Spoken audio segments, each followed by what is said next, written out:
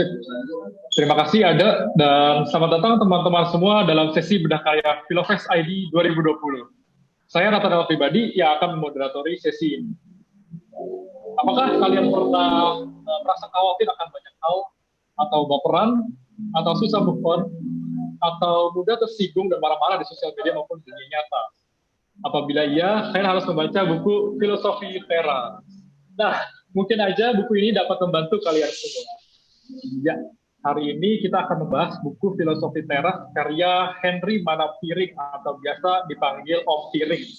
Nah, Om Piring ini merupakan seorang praktisi periklanan dengan kekhususan strategi merek dan komunikasi. Om Piring mengenyam pendidikan di Unpad, mengambil ekonomi akuntansi dan di NYU atau Melbourne University dalam program MBA. Om Piring juga telah menulis beberapa buku seperti The Alpha, The Guide, dan tentu saja Filosofi Teras yang membuat banyak banget orang-orang tertarik dalam dunia filsafat. Nah, hari ini kita juga kedatangan Pak Alexander Aur yang akan menjadi penanggap. Pak Aur merupakan dosen filsafat di Universitas Pelita Harapan dan ia memiliki minat riset di dalam bidang filsafat ilmu, filsafat politik, filsafat kebudayaan, dan sastra yang ia tuliskan dalam berbagai artikel, jurnal, dan media massa cetak dan daring. Nah, sebagai pemanasan, mungkin kita akan ngobrol-ngobrol dulu dengan Om Piring. Halo Om Piring, selamat sore. Apa kabar Om Piring? Halo, selamat sore. Terima kasih Nathanael. Selamat sore Pak Alex. Selamat sore juga Pak Mas Henry. Pak Alex horor amat gambar videonya. yang penting nggak galau, yang penting nggak galau. Oh iya Pak. Terima kasih udah mengundang saya. Ya, sip. Iya, mungkin pertanyaan mainstream pertama dari saya untuk pemanasan ini ya Om Piring. Apa sih latar belakang dan inspirasi Om Piring menulis buku Filosofi Teras? Latar belakang ya. Sebenarnya lucu juga karena latar belakangnya itu tidak bisa dibilang dalam gitu ya. Simple banget sebenarnya. Jadi pada saat 2017 saya mulai mendalami filsafat Stoa atau Stoicisme ini untuk keperluan pribadi ya, bukan untuk menulis buku gitu. Pada saat saya sedang melakukan riset tersebut, saya cek ke toko buku gitu. Ada nggak sih tulisan-tulisan yang sudah ada gitu ya, sudah ada buku dalam bahasa Indonesia tentang topik ini, dan ternyata tidak ketemu gitu. Jadi saya pikir ya udahlah gitu, kalau nggak ada bukunya, saya coba aja gitu memberanikan diri gitu ya. Saya yakin bukunya udah ada, tapi mungkin tersimpan di Sekolah Tinggi Filsafat gitu ya, di Departemen Filsafat di mana gitu, tapi nggak tersedia buat umum. Jadi ya udahlah, saya modal nekat aja menulis. Dan saya sadar diri bahwa saya bukan akademisi filsafat ya, pendidikan saya juga bukan filsafat. Jadi saya lebih memposisikan buku saya ini seperti travel blog kali ya. Jadi ibaratnya kalau filsafat Stoa itu seperti sebuah negara gitu ya. Ini adalah catatan seorang pelancong gitu, dari perspektif mata seorang visitor gitu terhadap filsafat ini, terhadap negara ini gitu. Saya bukan ahli politik, sosial, ekonomi, budaya si negara ini gitu ya, tapi ini adalah sebuah perjalanan dan laporan pandangan mata dari seseorang yang mempelajari stoicisme dan berusaha mempraktekannya. Jadi memang bukan dimaksudkan sebagai buku teks ya. Wah, amit-amit gitu, saya nggak berani, apalagi tadi sempat dengar Pak Heri ya, yang para ahlinya gitu, diskusi sama Pak Alexander, saya langsung kicep juga gitu, langsung jiper juga. Jadi kurang lebih seperti itu sih loh teman-teman. Sorry, suaranya jelas nggak ya? Tadi saya lupa nanya. Udah jelas, Om Piring. Cukup jelas suara saya? Iya, cukup jelas. Nah, mungkin tadi kan sudah menyebut tentang stoicisme tentunya ya Om Piring. Nah, mungkin mungkin bisa Om Piring menceritakan lebih dalam gitu. Buku Filosofi ini sebenarnya berisi apa aja, kan lumayan cukup tebal ya juga ya. Dan apa yang mau diajarkan atau yang mau diberitahu oleh Om Piring kepada para pembaca sih? Oke, jadi kayak tadi saya bilang ya, kalau dianalogikan buku saya ini seperti travel blog gitu ya, cerita blogger berkunjung ke sebuah negara gitu. Tentunya kita nggak bisa berharap seorang travel blogger itu menceritakan detail kan analisanya gitu. Jadi tapi minimal memberikan flavor gitu, memberikan apa ya, sampel. Oh, kalau ke negara ini tuh seperti ini loh gitu, budayanya, customnya gitu. Begitu juga dengan buku Filosofi Teras gitu. Dia seperti orang bercerita, saya sedang mendalami filsafat ini dan ini ada hal-hal menarik dari perspektif saya sebagai orang awam. Ya. Nah, jadi itu sebenarnya konsep penulisannya. Jadi kalau ditanya harapannya bagaimana, ya tentunya orang tuh ada ketertarikan gitu. Ya, sama seperti saya tertarik kalau saya misalkan pergi ke Jepang, terus saya cerita, di Jepang ada kayak gini loh gitu. Terus saya kan berharap pendengar saya tuh jadi mau ke Jepang juga gitu. Nah, harapan saya dengan bahasa yang simple, bahasa yang awam, ada lebih banyak publik yang mau menggali lebih. Kalau bisa di luar buku saya aja gitu. Ya, kalau bisa mau cari teks-teks stoicisme yang asli gitu, bukan buku saya saja. Karena bagus-bagus sebenarnya. Dan kenapa saya ingin itu? Karena menurut saya ya banyak orang Indonesia itu yang bisa mendapat manfaatnya. Karena filsafat Stoa ini tadi menarik ya, di sesi sebelumnya yang Pak Heri bilang bahwa filsafat itu harus melibat. Ya Pak Alex ya, tadi ada kata-kata filsafat itu betul. Melibat gitu. Nah itu saya senang sekali dengan kata itu. Karena bagi saya filsafat Stoa ini melibat banget. Dan melibatnya itu levelnya personal lagi. Ya, jadi dulu sebelum saya ketemu filsafat Stoa itu, buat saya filsafat itu kata yang menyeramkan gitu, intimidating. Ya, bagi saya itu wilayahnya kelompok elit. Gitu. Oh, filsafat itu udahlah itu kelompok elit gitu ya. Teman-temannya para profesor gitu, para Romo dan lain-lain. Tetapi ketika saya membaca filsafat Stoa, saya dalami sendiri, saya baca teks langsungnya itu, ternyata ya itu melibat sekali gitu, sangat personal. Jadi kalau filsafat biasanya mungkin banyak, saya nggak tahu di antara partisipan di sini masih ada yang punya asumsi ya atau persepsi bahwa filsafat itu topiknya itu di langit gitu ya. Nggak sepenuhnya salah gitu, karena seringkali kalau ada wacana tentang filsafat itu topiknya itu makro gitu ya, keadilan sosial gitu ya, atau pertentangan kelas gitu. Jadi diksi, jargon, istilahnya aja itu kadang-kadang tidak dekat dengan kita. Tapi filsafat Stoa itu kan beda ya. Kalau dipelajari itu masalah kita sehari-hari gitu. Ya. Kita baper, kita cemas, kita galau gitu ya. Bagaimana menyikapi pandemi. Atau bahkan sesederhana ini deh, sesederhana saya menjadi pembicara gitu. Tetap aja saya nervous gitu ya. Dan Senewan gara-gara ngikutin sesi sebelumnya. Harusnya saya nggak boleh ngikutin sesi sebelumnya, malah jadi stres. Tapi ini contoh aplikasi dari filsafat Stoa gitu. Saya mendebat diri saya, kenapa saya harus stres ya? Gitu.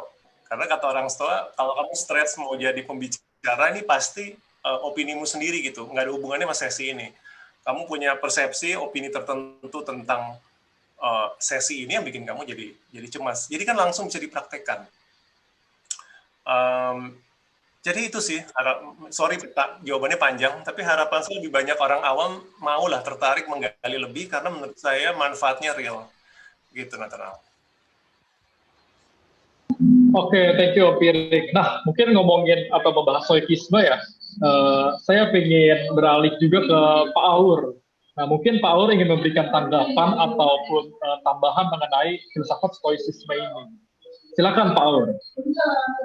Ya, terima kasih Nathan. Terima kasih juga Mas Henry Manampiring. Jadi kalau Mas Henry nervous, itu berarti belum menjalankan filosofi teras nih. Masih terus berlatih. Masih terus berlatih, ya. Harus.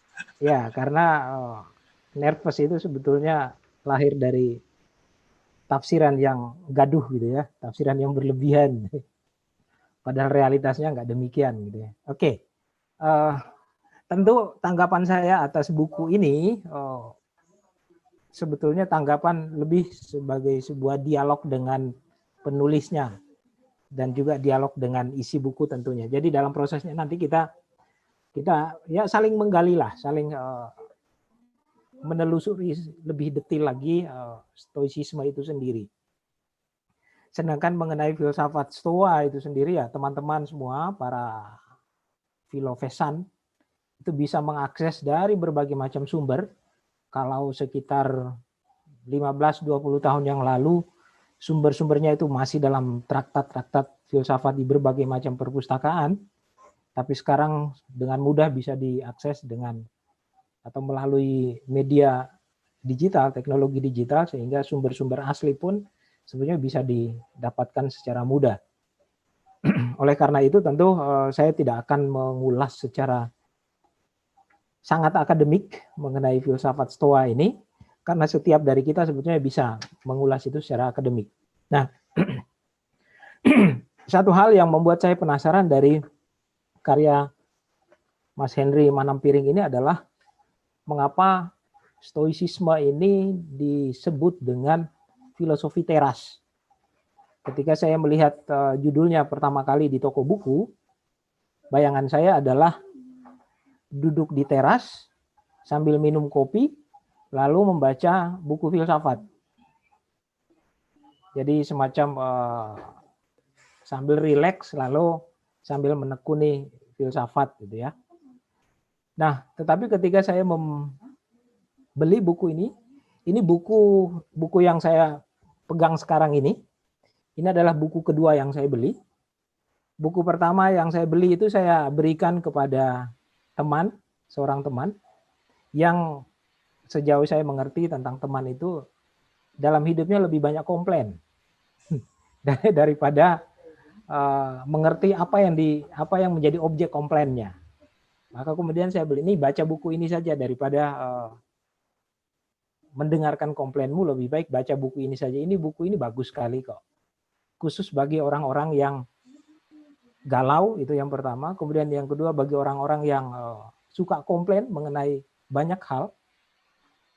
Lalu akhirnya dia membaca buku itu. Sampai hari ini saya belum tanya bagaimana tanggapan dia terhadap isi buku itu. Mungkin buku saya dikomplain juga, Pak. Ya, boleh jadi demikian.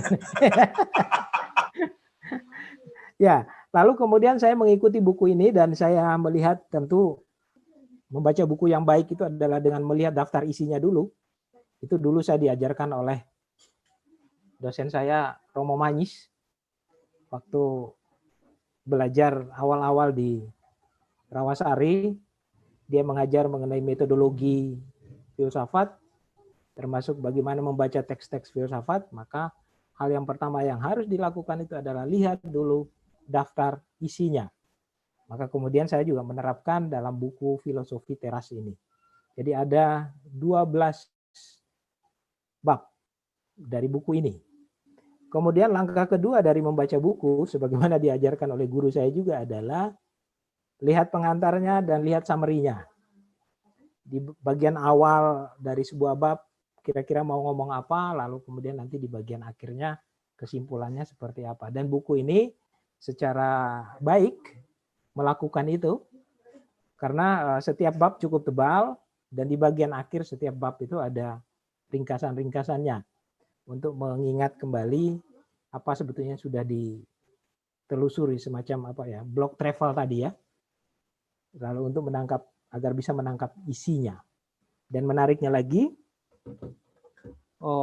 buku ini diisi juga dengan wawancara terhadap para profesional dalam bidangnya tertentu terkait dengan topik yang dibahas dalam bab-bab tertentu. Nah, itu juga semakin menambah bobot aplikatif dari buku ini. Artinya buku ini ya bisa membantu siapapun yang tidak belajar filsafat secara formal pun bisa menekuni filsafat Stoa ini. Lalu hal berikutnya adalah buku ini berangkat dari pengalaman konkret. Tadi sudah disinggung oleh Pak Henry Manampiring. Mengapa? Karena filsafat sebetulnya tidak muncul dari ruang kosong. Mau filsafat yang teoritik sekalipun, mau filsafat yang dengan istilah-istilah yang sangat teknis dan rumit sekalipun, ya sebetulnya tidak lahir dari ruang kosong.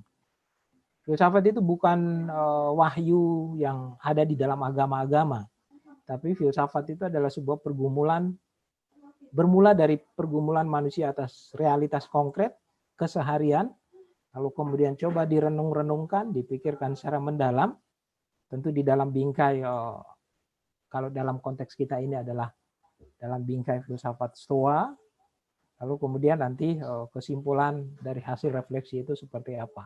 Sehingga buku ini membantu bagi orang, ibu-ibu pasar pun sebetulnya bisa membaca buku ini.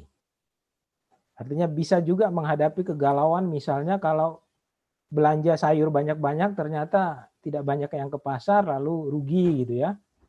Rugi, sayurnya busuk, lalu panik misalnya.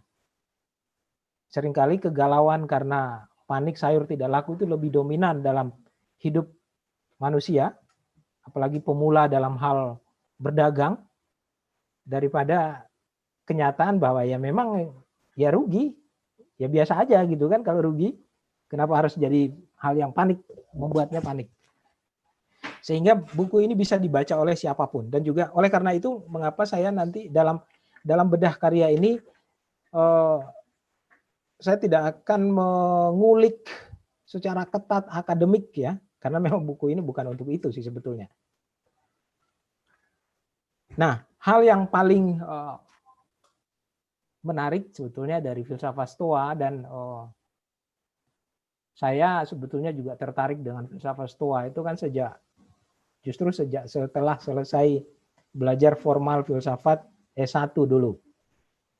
Mengapa? Karena setelah belajar filsafat kok malah saya jadi bingung dan galau. Terlalu banyak seliweran ide yang ada di dalam kepala, sehingga lalu kemudian justru membuat cemas juga gitu kan. Nah, sambil mengambil jarak dari studi filsafat, ya iseng-iseng sih sebetulnya, iseng-iseng membaca teks-teks sekunder berbahasa Indonesia mengenai Stoa, lalu juga melihat sosok-sosok tertentu dari beberapa dosen saya yang meskipun mereka kuat dalam filsafat analitik, kuat dalam filsafat kontinental, tapi tampaknya sangat stoik gitu ya, kalem, tenang, tidak istilah sekarangnya itu atau istilah orang Jawa itu enggak gerusa-gerusuh gitu ya, menampilkan diri secara tenang dan tampaknya tidak ada masalah gitu. Meskipun ada masalah, tetapi tidak membuat masalah itu lalu kemudian menjadi problem yang menyedot seluruh pikiran dan hatinya. Nah, tentu itu tidak terlepas dari gagasan pokok di dalam filsafat Stoa, yakni yang di dalam buku ini dibahas pada bagian yang ketiga sebetulnya. Hidup selaras dengan alam. Jadi poin dasar dari filsafat Stoa yang diulas oleh Mas Henry Manampiring ini sebetulnya ada pada di bab 3 ini, hidup selaras dengan alam. Apa maksudnya hidup selaras dengan alam? Ya pakailah akal budimu. Hidup selaras dengan alam tentu tidak sesederhana kita hidup bersama dengan alam ya. Tetapi lebih mendasar dari itu, para filsuf dari aliran Stoa ini atau dari aliran Stoicisme ini ingin menekankan bahwa pakailah akal budimu di dalam hidupmu sehari-hari. Mengapa demikian? Ya karena kodrat manusia adalah punya akal budi. Jadi bisa kita bayangkan kalau misalnya terhadap alam non-manusia, kalau kita tidak menggunakan akal budi dalam berhubungan dengan alam, ya nanti bahayanya justru akan menimpa manusia itu sendiri. Saya sampai di situ dulu sebelum kita masuk ke poin-poin lain yang lebih mendalam. Silakan Nathan. Oke, baik. Terima kasih buat Pak Aur. Nah, mungkin dari Om Piring sendiri ada nggak sih tanggapannya Pak Aur ini, Om Piring?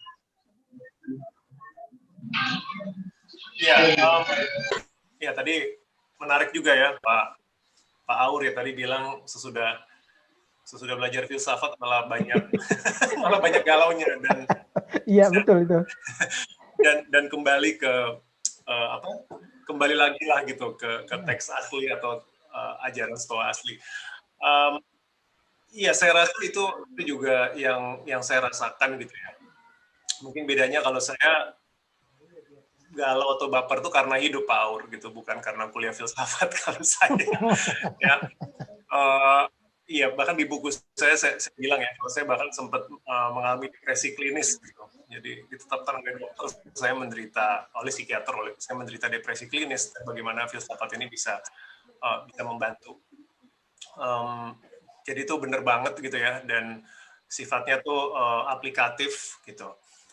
Kemudian yang tadi menarik juga itu adalah tentang fundamental selaras dengan alam, ya, itu dan bagaimana hubungannya dengan akal budi. Dan kelihatannya kan itu basic ya, maksudnya kayaknya kita dari kecil, dari SD itu selalu dibilang, oh ya, bedanya manusia dengan binatang itu adalah kita diberikan akal budi gitu ya, reason, mungkin dalam teks asli disebut logos ya, yang diterjemahkan menjadi reason. Kelihatannya kan itu sesuatu yang kita kayak udah take it for granted aja gitu.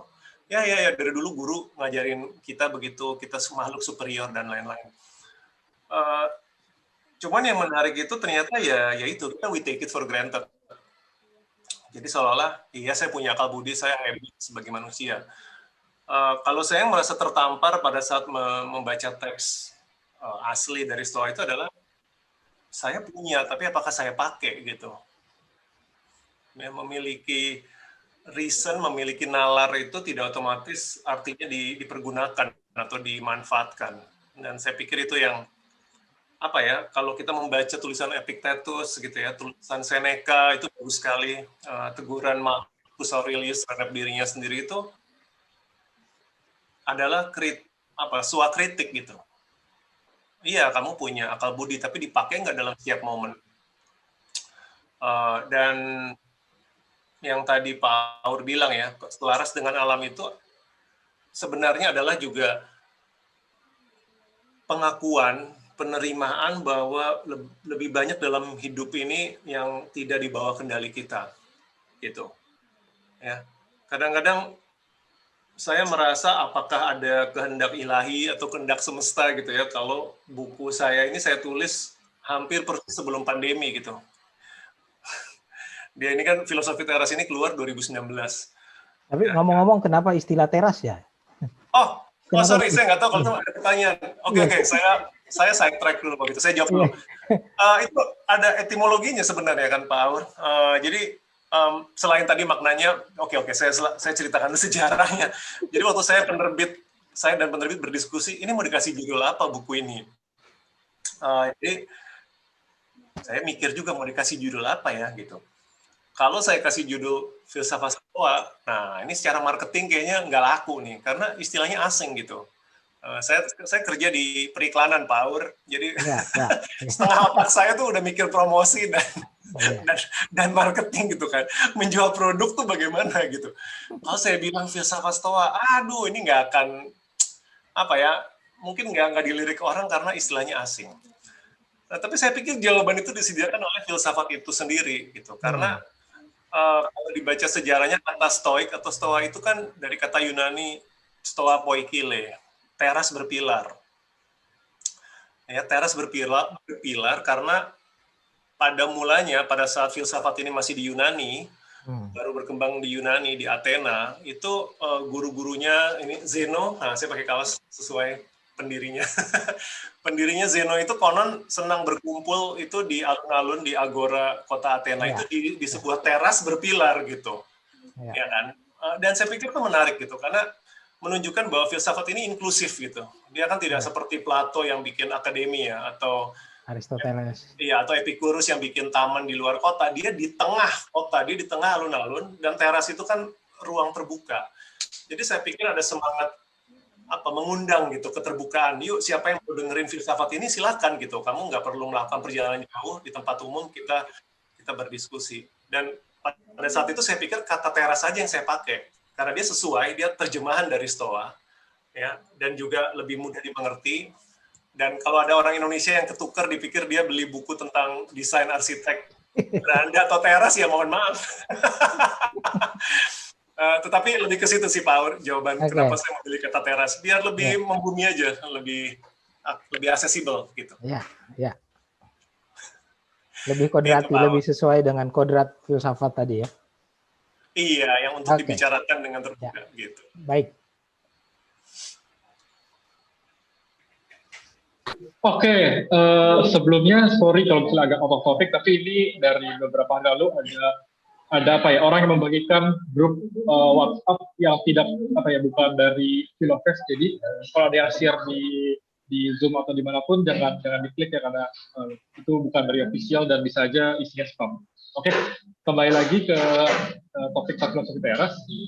Mungkin pertanyaan selanjutnya, ada gak sih Om Piring relevansi khusus dari topik yang dibahas dalam buku filosofi teras ini bagi situasi yang ada di Indonesia gitu? Pertanyaan bagus, dan saya pikir relevansinya itu levelnya itu bukan hanya Indonesia ya. Kalau saya dari perspektif saya, bahkan relevansinya itu menurut saya global. Kenapa saya mengeluarkan statement seperti ini? Karena memang 5-10 tahun terakhir itu stoicisme itu populernya naik lagi gitu, dan itu bukan hanya di Indonesia ya. Dan bahkan alasan saya bisa mempelajari stoicisme tuh karena di toko buku saya bertemu buku bahasa Inggris ya, teks sekunder yang membahas tentang filsafat ini gitu, sebagai akibat mulai populernya stoicisme ini di belahan dunia barat. Dan berarti ada relevansi yang menembus batas negara menurut saya. Dan lagi-lagi itu membuktikan universalitas dari filsafat ini. Kalau ditanya spesifik Indonesia, yang saya senang tuh karena saya rasa filsafat Stoa ini membawa antitesis kali ya terhadap semangat zaman yang sedang ada. Yang pertama adalah kita ini hidup di era yang sangat didrive oleh emosi menurut saya. Ya. Jadi nggak tahu kenapa itu menjadi emosional itu malah di reward, ya kan? Kita dibuat reaktif gitu terhadap berita, terhadap media sosial. Media sosial itu bagus ya, sebagai alat dia netral menurut saya. Tapi kemudian bagaimana menggunakannya, bagaimana dia menjadi pelampiasan emosi, ya itu menjadi sesuatu yang menurut saya jadinya semangat zaman ini, ya kan? Dan lebih sedihnya lagi, algoritma yang dipakai itu semakin memanas-manasi emosi, ya kan? Berita itu menjadi diklik, menciptakan pendapatan bagi pengiklan itu kalau headline-nya itu bikin marah gitu, atau bikin panik, atau bikin takut. Jadi inilah kondisi umat manusia gitu, yang lucu ya, dimana di satu sisi teknologi itu kan adalah buah rasional, ya nggak? Gitu. Teknologi itu adalah science, kemajuan teknologi itu didukung oleh science dan rasio, tapi di saat yang sama aplikasinya itu kemudian menunggangi emosi kita. Tadi di sesi sebelumnya menarik, ada feminis Marxis ya yang mengkritik tentang konsumerisme. Aduh, saya tersindir lagi sebagai orang iklan, sebagai pembuat iklan supaya orang mau membeli barang. Tapi tragisnya ya, kembali ke topik algoritma itu, emosi kita itu dijadiin duit gitu. Ya kan, kalau kita baca berita tentang apapun itu statement pejabat yang sifatnya clickbait, kita kesel, kita share, kita maki-maki gitu. Itu ironisnya tuh sebenarnya menjadi duit gitu. Ya, makanya orang mengejar-ngejar traffic gitu, dan itu dengan cara memanipulasi emosi kita. Nah, Stoa itu menarik karena dia antitesis ke situ gitu. Dia memperingatkan kita untuk bukannya tidak boleh punya emosi, tetapi kedepankan kamu punya akal budi gitu ya. Pisahkan antara apa yang objektif dengan value judgment ya. Kita diperingatkan hati-hati dengan melihat sesuatu karena kita keburu mengenakan opinion atau judgment dan tidak melihat sesuatu secara objektif, yang itu bikin jadi emosi. Ya, itu kan antitesis gitu. Membantu kita buat meredam menjadi korban terhadap hal itu. Itu yang pertama. Yang kedua, ada semangat zaman yang makin mensekatkan kita gitu. Ya, semangat polarisasi yang makin tajam, dan itu ada hubungannya tadi dengan yang pertama, dengan emosi dikombinasikan dengan algoritma bikin kita tuh makin makin tersekat, makin terpolarisasi. Ya, saya pikir saya cukup tua gitu ya untuk pernah hidup juga di era Orde Baru dan sampai sekarang, dan menyaksikan lahirnya reformasi dan sampai detik ini. Dan ya benar gitu, sama kayak mungkin di Amerika Serikat, di Perancis, di negara-negara maju lain, belum pernah saya melihat ada pertentangan yang begitu sengit hanya karena perbedaan politik, hanya karena perbedaan agama gitu. Nah, stoicisme itu totally opposite itu, ya, dengan mengusung konsep kosmopolitanisme, ya, kosmopolit, bahwa kita diajarkan untuk melihat sesama manusia itu sebagai saudara gitu. Dan luar biasa ya untuk sebuah filsafat yang udah 3.000 tahun umurnya, bahkan sebelum ada Magna Carta, sebelum ada pengakuan terhadap hak asasi manusia kali ya, mereka sudah menembus itu semua. Mereka lihat bahwa sepanjang manusia di depan saya itu diberikan logos, diberikan nalar, diberikan rasional, maka saya dan dia itu sebenarnya sama gitu. Ya, itu ada quote dari Marcus Aurelius yang bagus sekali, yang dibilang orang lain itu juga diberikan nalar yang sama, dan berarti saya dengan dia tidak berbeda. Itu udah menembus gender, menembus kebangsaan, apalagi cuma sekedar identitas politik. Nah, itu yang kenapa menjawab pertanyaan kamu, apa relevansi dengan Indonesia? Saya rasa dua itu, gitu. Belajar mengendalikan emosi dengan memperkuat akal budi, waspada dengan akal budi kita, karena akal budi kita bisa sesat, ya, nalar itu bisa sesat, itu yang diperingatkan oleh para filsuf Stoa, harus dijaga continuously. Dan yang kedua adalah jangan terpancing dengan polarisasi gitu. Ya, kita boleh berbeda agama, keyakinan, pilihan politik, tapi pada akhirnya kita sama-sama human beings. Jadi itu sih yang saya lihat. Semoga menjawab. Oke, menarik banget. Ini sebuah filsafat yang sangat adem ya. Nah, kalau boleh tahu dari Pak Aur sendiri, apakah ada tanggapan gitu? Apakah atau Pak Aur sendiri punya apa ya, semacam ya tanggapan juga akan relevansi dari filsafat politisme gitu dari sudut pandang situasi di Indonesia gitu, Pak Aur? Ya, baik. Sebelum saya menjawab pertanyaan itu, saya coba secara highlight saja menyinggung dulu isi buku ini. Misalnya di bab 1 itu penulis mengawali filosofi teras ini dengan melakukan survei mengenai kekhawatiran sebagai sebuah fenomena, sebagai sebuah gejala ataupun juga peristiwa dalam hidup sehari-hari, dan survei membuktikan bahwa sebagian besar dari responden yang disurvei itu justru khawatir dengan tingkatnya masing-masing ya. Ada yang cukup khawatir, ada yang sedang-sedang saja, ada yang sangat khawatir dengan berbagai macam alasan. Lalu di bagian yang kedua, bab kedua, penulis menekankan soal stoicisme atau filosofi teras ini sebagai filosofi yang realistis.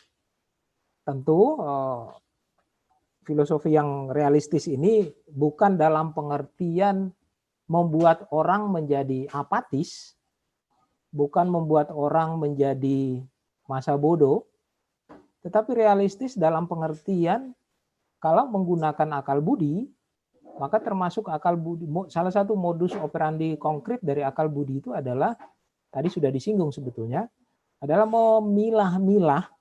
Kalau kita tarik ke filsafat modern, sebetulnya di sana Descartes juga mengatakan bahwa berpikir secara distinktif dan clear, maka filosofi teras atau stoicisme sebetulnya jauh-jauh sebelum Descartes itu juga sudah mengatakan bahwa penggunaan akal budi sebagaimana yang tadi saya katakan itu adalah salah satunya adalah juga memilah-milah mana yang ada di bawah kendali kita dan mana yang sebetulnya bukan menjadi kendali kita. Nah, kekhawatiran yang disurvei tadi itu menunjukkan bahwa ternyata para responden itu lebih banyak hidup berdasarkan apa yang bukan dikendalikannya atau bukan berdasarkan akal budinya.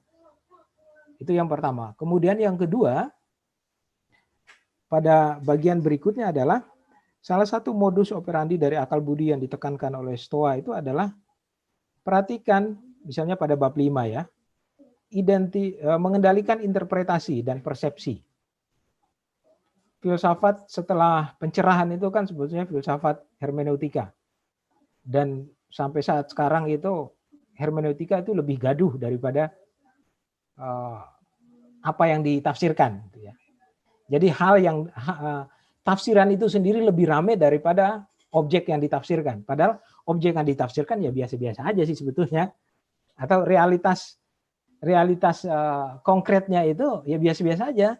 Tapi tafsiran atas realitas itu justru yang lebih gaduh dan orang terpesona pada tafsiran itu dengan berbagai macam rumusan kalimat yang melambai-lambai atau dengan rumusan kalimat yang tampaknya indah sekali tetapi ya itu kan tafsiranmu gitu kan. Kalau bahasa sederhananya begitu.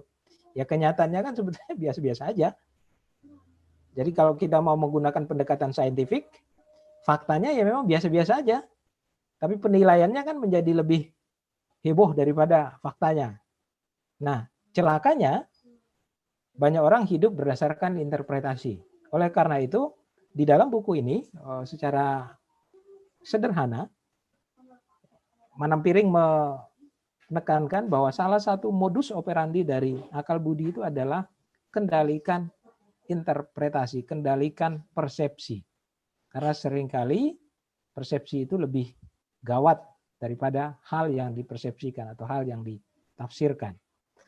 Kemudian modus operandi lain dari akal budi menurut Stoa atau Stoicisme itu adalah orang kalau menggunakan akal budi termasuk dengan memilah-milah mana persoalan yang sesungguhnya dan itu yang bisa dikendalikan dan mana yang tidak perlu dikendalikan, ya sebetulnya di situ memungkinkan seseorang itu punya mental yang kuat.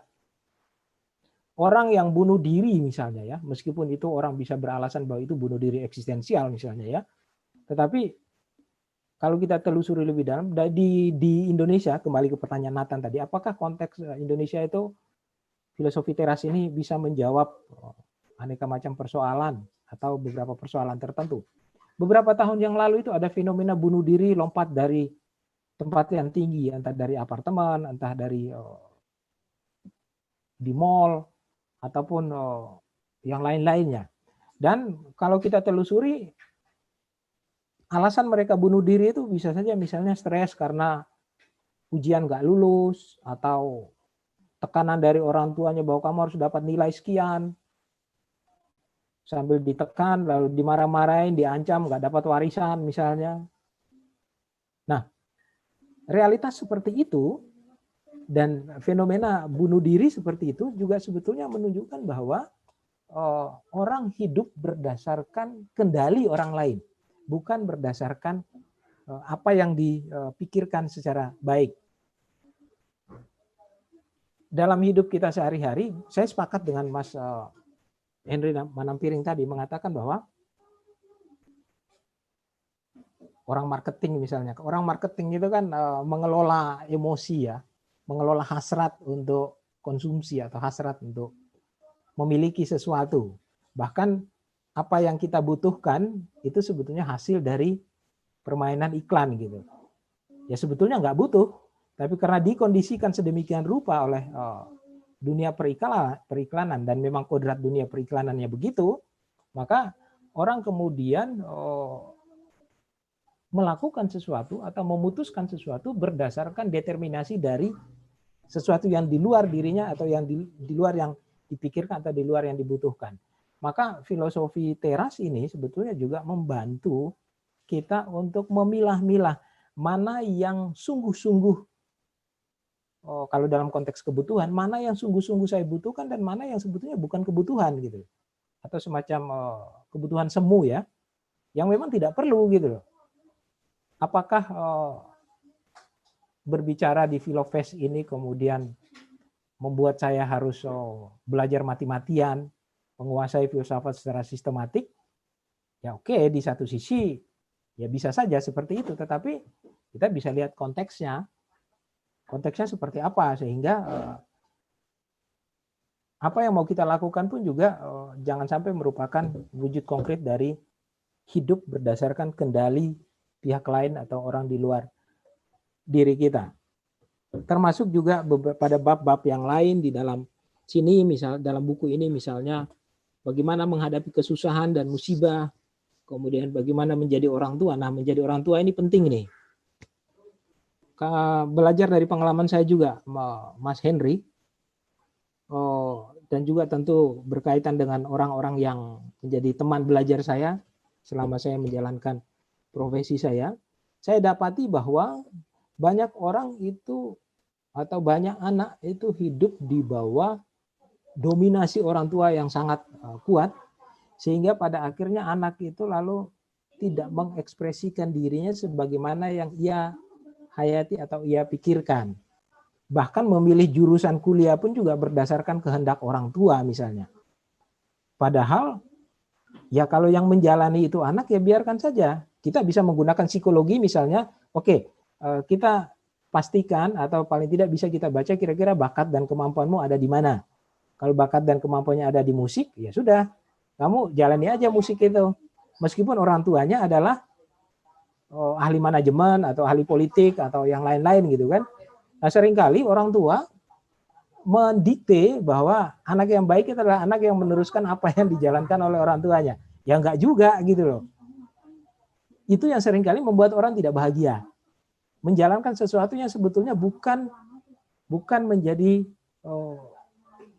kalau dibilang kodrat mungkin juga tidak, tapi menjalankan sesuatu yang bukan itu sebetulnya bukan diri dia gitu loh. Nah, filosofi teras itu juga membantu orang tua untuk sedikit, bukan sedikit, tapi membantu orang tua supaya sabar, jangan cepat-cepat menyuruh anak untuk yang begini. Doronglah anak supaya menjadi dirinya sendiri, tentu dalam arti bukan berarti menjadi egois, tetapi mendorong anak untuk mengenali dirinya, mengenali kemampuan dasarnya, mengenali kemungkinan yang bisa dikembangkan, lalu dorong dia untuk mengembangkan sebagaimana potensi dasar yang ada dalam dirinya. Nah, itu hal yang menarik juga yang saya tangkap dari buku Filosofi Teras ini. Saya kembali ke Nathan.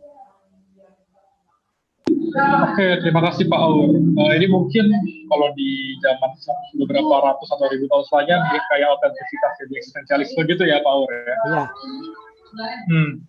Oke, nah mungkin ini udah banyak banget pertanyaan masuk, tapi sebelum kita menjawab pertanyaan netizen nih, mungkin ada satu atau dua pertanyaan terakhir dari aku. Yang pertama tuh untuk ini pertanyaan untuk Pak Hendy Manafri dulu, apakah ada batasan-batasan kajian dari buku tersebut atau dalam bahasa gampang itu hal yang penting juga tapi belum dibahas, atau mungkin setelah Om Piring ini ngebuat bukunya, merilis bukunya, ternyata mesti gue masukin ini. Nah, untuk pertanyaan ini mungkin bisa dijawab dulu oleh Om Piring. Ya, terima kasih. Ya, saya pikir kembali ke analogi turis gitu ya, yang bercerita tentang negara yang dia kunjungi gitu. Tentunya cerita si turis ini walaupun menarik, berguna, tapi tentu saja tidak bisa menggambarkan keseluruhan sebuah negara, ya enggak? Gitu. Begitu juga buku Filosofi Teras tidak pernah dimaksudkan untuk bisa menggambarkan filsafat Stoa ini secara komprehensif, karena memang bukan itu tujuannya. Jadi kalau ditanya apakah ada hal-hal yang terbatas gitu ya, tentunya ada. Yang paling gampang ini adalah 3 dimensi dari filsafat Stoa gitu. Jadi filsafat Stoa ini adalah sebuah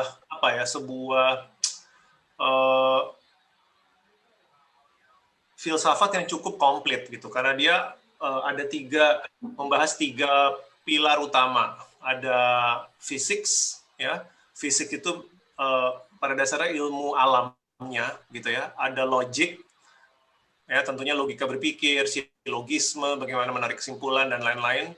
Baru pilar ketiga itu ethics gitu. Ethics ini adalah aspek prakteknya gitu. Bagaimana cara kita hidup dengan baik. Ya, jadi bentuknya itu seperti segitiga. Dan ini sebenarnya menunjukkan betapa luar biasanya gitu stoicisme itu, karena harusnya 3 ini tidak dilepaskan gitu. Jadi bagaimana mereka memahami alam semesta, bagaimana mereka menggunakan logika untuk memahami apa fenomena yang ada di alam dan hidup manusia, dan kemudian bagaimana cara kita hidup yang baik. Ini berkaitan gitu, dan ini luar biasa. Jadi ibaratnya kalau mereka bilang berbuat baiklah atau berbuat jujurlah misalkan ya, itu ada basis logikanya ya, bisa didebat secara logika bahwa berkata jujur itu baik, dan ada hubungannya juga dengan pemahaman mereka tentang semesta gitu, bahwa yang terbaik dari apa yang kita lihat dari alam itu adalah untuk menjadi jujur, misalkan, tidak menjadi bohong. Jadi luar biasa holistik.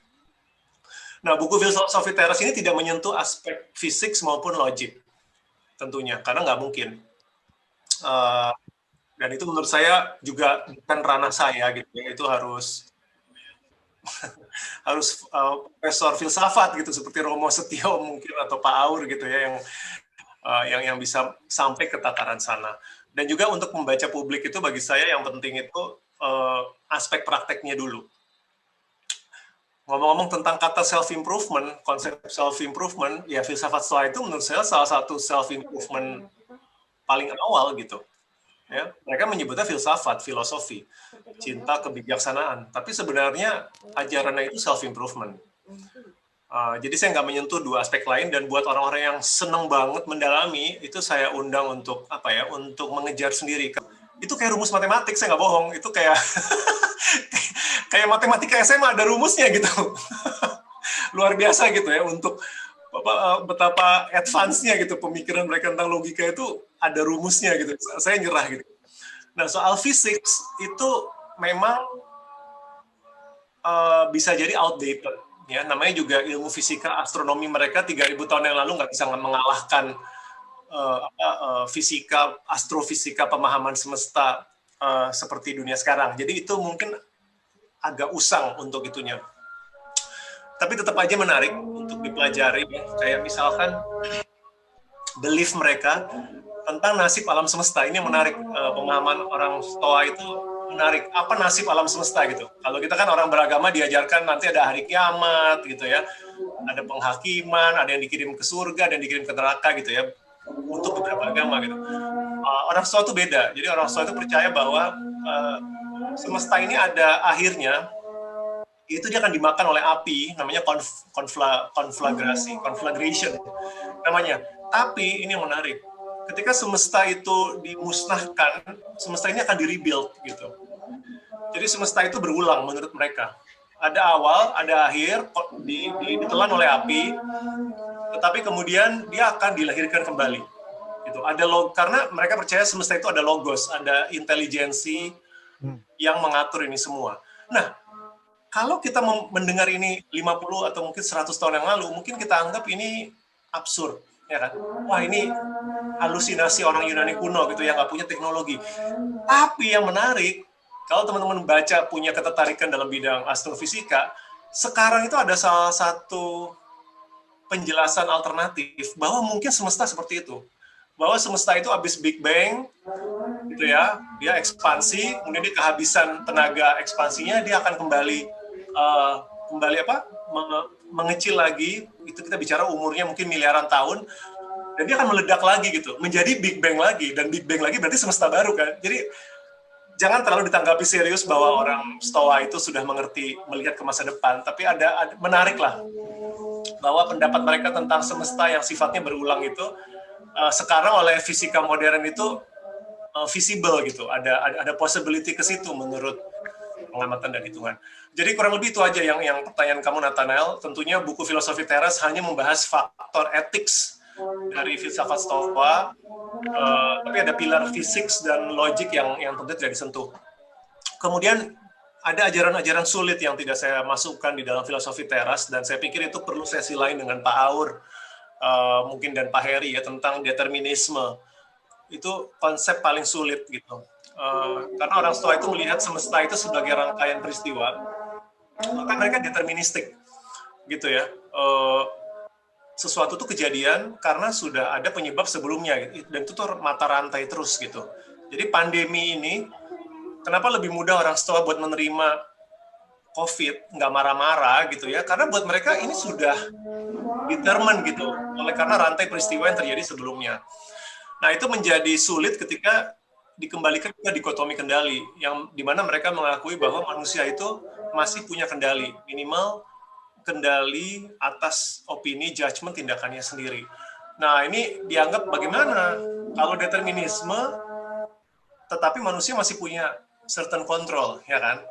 Gitu. Maka keluarlah istilah kompatibilisme gitu, di mana katanya orang Stoa itu mampu mengkompatibelkan antara determinisme dengan freedom of will and choice.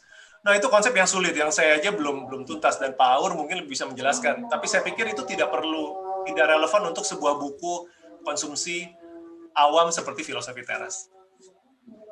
Itu jadi Nathanael. Beberapa batasan dan topik yang saya tidak masuk. Oke, mungkin netizen jadi sedih nih karena nggak ada filosofi teras the second. Nah, melanjuti jawaban dari Om Piring tadi, ada pertanyaan lain yang muncul ya. Apakah agenda kajian masa depan yang dapat dikerjakan sebagai tindak lanjut atas aspek fisik, logik, dan determinisme yang tadi dibilang itu, ya, atau hal-hal lain yang belum terbalas itu ada tindak lanjutnya gitu ya. Kalau tadi Om Piring bilang mungkin Promosetio atau akademisi lain gitu ya dapat bahasnya. Nah, kalau dari Pak Aur sendiri, apakah ada tanggapan gitu? Atau Pak Aur sendiri yang ingin membuat buku tentang aspek fisik, logik, dan determinisme dari stoikisme ini, Pak Aur? Ya, sampai hari ini belum ada niat untuk itu. Belum ada niat untuk, maksudnya untuk menulis ataupun juga meneliti aspek-aspek yang belum terangkum, belum terungkap di dalam buku filosofi teras ini ya. Karena alasannya sederhana sebetulnya. Alasannya adalah bahwa saya menghadapi atau melakukan hal-hal konkret tertentu yang memang itu menjadi prioritas yang harus saya lakukan saat ini. Itu menurutku ya realistis yang harus saya lakukan sekarang ya saya sekarang. Ya kalau suatu saat akan dilakukan ya baik juga, mudah-mudahan. Tetapi untuk dalam waktu dekat ini tidak. Nah, kembali ke buku ini, sebagaimana tadi yang juga sudah disampaikan oleh Mas Henry Manampiring, bahwa buku ini sebetulnya lebih banyak memberikan kontribusi bagi pembaca untuk mengelola emosinya. Supaya tidak hanyut di dalam permainan emosi ya. Apalagi saya sepakat tadi dengan Manampiring, bahwa situasi hidup kita hari ini yang diaduk-aduk itu adalah emosi kita sebetulnya. Alih-alih bersikap rasional, ya sebetulnya itu adalah rasionalisasi atas emosi sebetulnya. Jadi bukan kerja dari rasio atau akal budi itu sendiri. Saya beri satu contoh konkret misalnya.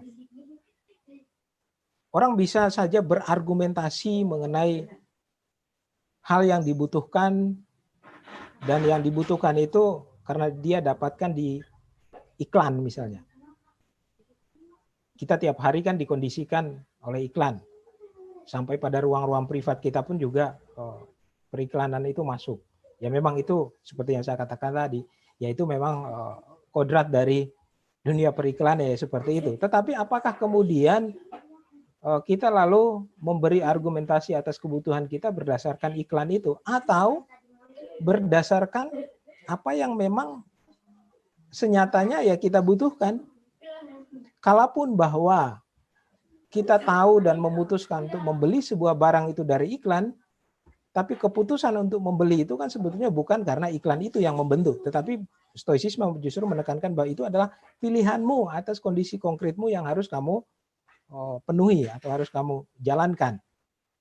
Dan seringkali juga pilihan-pilihan itu bisa saja lalu berbeda dengan kehendak umum, lain dari yang lain. Tapi orang lalu kemudian bahagia dengan pilihan itu. Nah, kemudian ada beberapa pertanyaan tadi saya bisa langsung ke beberapa pertanyaan di sini ya Nathan ya. Boleh Bung Aur, tapi ini sebenarnya ada pertanyaan lagi yang Oke. Ya, saya ke Nathan dulu. Saya kembali ke Nathan dulu. Silakan. Oke. ini berarti ada panggilan untuk para akademisi yang mau melanjuti kajian masa depan Stoicisme ya. Nah, sekarang kita akan menjawab pertanyaan dari netizen. Silakan untuk Opini dan Power terus menanggapi langsung gitu biar kita waktu tinggal 50 menit lagi. Pertanyaan pertama ini datang dari Abang Yogi Pranowo. Beliau bertanya, apa arti katekon dari pembacaan saudara selama ini? Boleh untuk Om Piring dan Power untuk menanggapi pertanyaan ini. Bisa diulang pertanyaannya yang mana ya? Maaf.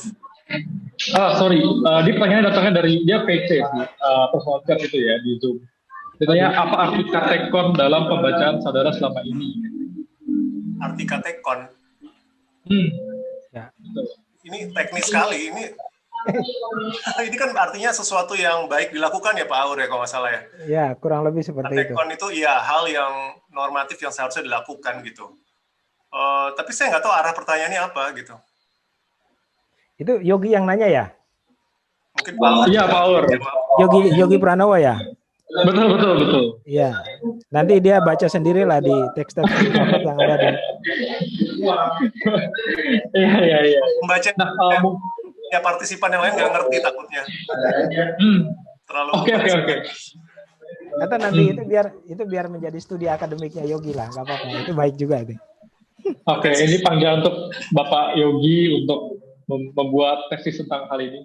Iya. Disertasi lah. Mungkin ya disertasi benar. Mungkin aku bisa saling ke Paul untuk mungkin ada pertanyaan yang mau dibahas dulu dari Paul sendiri.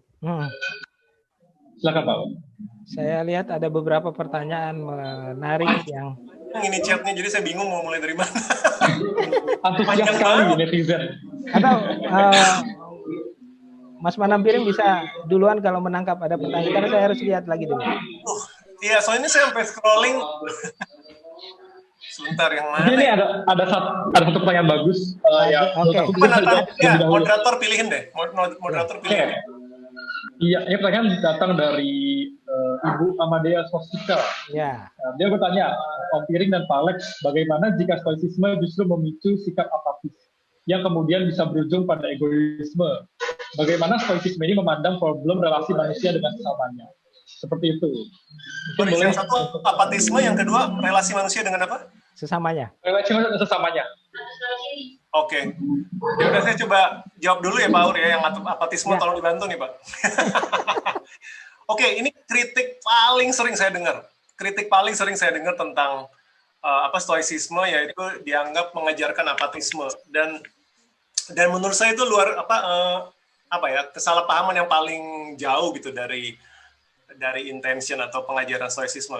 Jadi biasanya karena stoicisme mengajarkan dikotomi kendali gitu ya, bahwa ada hal yang nggak bisa, ada hal yang di luar kendali kita, maka terus selalu identik, ya udah ngapain saya mencoba mengubah korupsi gitu kan, itu di luar kendali saya gitu, ngapain saya protes tentang pelanggaran HAM atau tentang perusakan lingkungan gitu, buat apa gitu, karena itu hal di luar kendali. Nah ini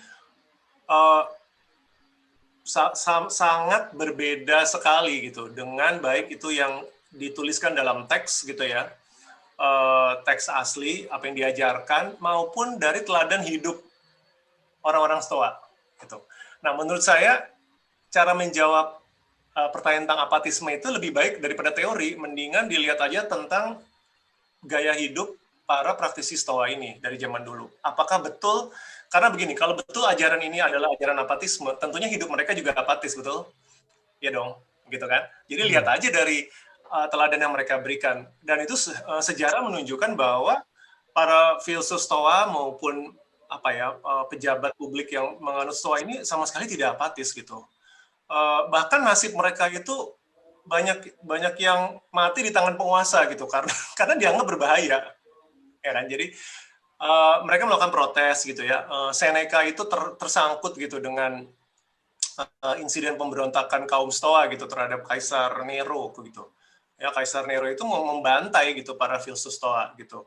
Kemudian kita tahu ada tokoh seperti Cicero, Cato ya, seperti Cato itu yang berani memprotes Julius Caesar gitu, yang dianggap sebagai otoriter gitu, rezim yang bengis.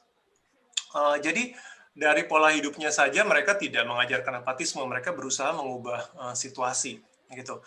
Nah, kalau gitu bagaimana dong cara menyikapi dikotomi kendali? Dikotomi kendali itu tidak mengajarkan kita untuk pasrah menerima keadaan.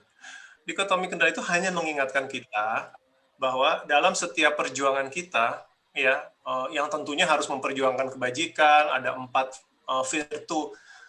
virtu apa itu keutamaan Yunani kuno yang dijadikan itu harus diperjuangkan. Tapi menyadari bahwa outcome-nya itu tidak sepenuhnya di bawah kendali kita. Gitu. Jadi kalau misalkan kita melihat ada ketidakadilan di masyarakat gitu ya, terus teman-teman merasa pengen bahwa saya pengen berjuang, silakan, bagus gitu. Ya, apa yang ada di bawah kendalimu? Saya mau memperjuangkan. Oke, bagaimana bentuk perjuanganmu? Ada yang memilih mungkin mau demo di jalan, ada yang mau memilih mungkin masuk partai, ada yang memilih mungkin apa, saya nggak tahu gitu ya, penulis buku gitu ya, saya nggak tahu. Apapun bentuk perjuanganmu silahkan gitu. Tetapi sadarilah bahwa outcome-nya itu tidak sepenuhnya di bawah kendali kita. Karena tujuan mereka tuh mengakui, ajaran Stoa itu mengakui bahwa di luar tindakan kita, pemikiran kita, untuk menerima bahwa lebih banyak dalam semesta ini yang nanti kekuatan-kekuatan itu yang di luar kendali kita. Jadi mereka sebenarnya melindungi kita untuk berjuang tanpa harus depresi, berjuang tanpa harus putus asa. Gitu. Kita akan melakukan yang terbaik, tetapi juga rendah hati untuk menerima bahwa outcome-nya mungkin tidak harus sesuai dengan maunya kita. Gitu. Jelas ya? Jadi beda dengan apatis. Kalau apatis itu kan berarti konsekuensinya saya tidak berusaha gitu kan. Saya apati gitu. Walaupun sebenarnya sayang juga karena bahasa Yunani aslinya apatis itu bagus sebenarnya ya Pak Aur ya. Apatheia itu sebenarnya apatheia itu sebenarnya bagus secara bahasa Yunani gitu karena tidak ada, patheia itu pathos, emosi, kalau nggak salah emosi negatif ya, pate, sesuatu yang negatif. Tapi sayangnya sekarang apati berubah menjadi negatif. Bias. Itu dulu tentang apatisme. Mungkin kalau Pak Aur mau menambahkan tentang apatisme sebelum kita ke soal relasi tadi. Ya, makasih Amadea, pertanyaan yang baik. Orang yang bersikap apatis itu justru malah tidak stoik gitu. Justru stoik itu membangun, saya langsung saja kaitkan ke relasi ya, karena soal apatis tadi sudah disampaikan oleh Mas Henry. Seorang stoik atau orang yang menjalani stoicisme ini, menghayati stoicisme dan melakukan stoicisme itu, dia justru selalu membangun relasi dengan orang lain, karena dasarnya adalah manusia tidak bisa hidup sendirian. Manusia adalah makhluk sosial. Nah, di dalam bukunya Mas Henry Manampiring ini ada di halaman 169. Di situ dikutip mengenai dari Marcus Aurelius. People exist for one another. You can instruct or endure them.